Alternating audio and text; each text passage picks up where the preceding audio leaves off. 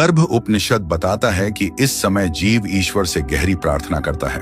वह कहता है, हे प्रभु, यदि आप मुझे इस जन्म में भक्ति और सत्कर्मों की राह दिखाएंगे तो मैं सांसारिक बंधनों से मुक्त हो सकूंगा।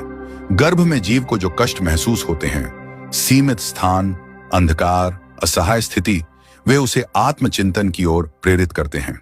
इसी अवस्था में वह जीवन, आत्मा और ईश्वर के वास्तविक स्वरूप को पहचानने लगता है।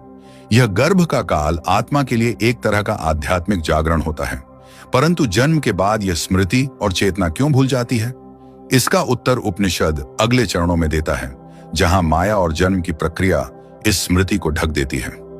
अब अगले भाग में हम समझेंगे कि गर्भ में जीव को कष्ट क्यों होते हैं और वह ईश्वर से कैसी प्रार्थना करता है।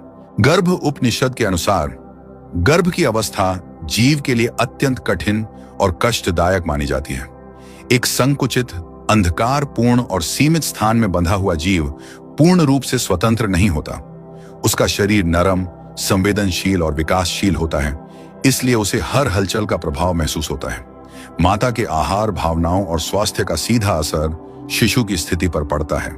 उपनिषद बताता है कि गर्भ में जीव सिर झुकाकर, हाथ पैर मोड़कर एक तंग जगह में रहता है। यह अवस्था उसे अपने कर्मों के परिणाम को गहराई से महसूस कराती है। इसी कारण गर्भवास को कई ग्रंथों में तपोवन के समान कहा गया है, जहां जीव कष्टों को सहते हुए आत्मचिंतन करता है। इस अवस्था में जीव को अपने पिछले जन्मों के सभी कर्म याद आते हैं। वह समझता है कि किस कर्म ने उसे इस स्थिति तक पहुंचाया है। इस ज्ञान के साथ जीव में एक प्रकार का पछतावा भी उत्पन्न होता है।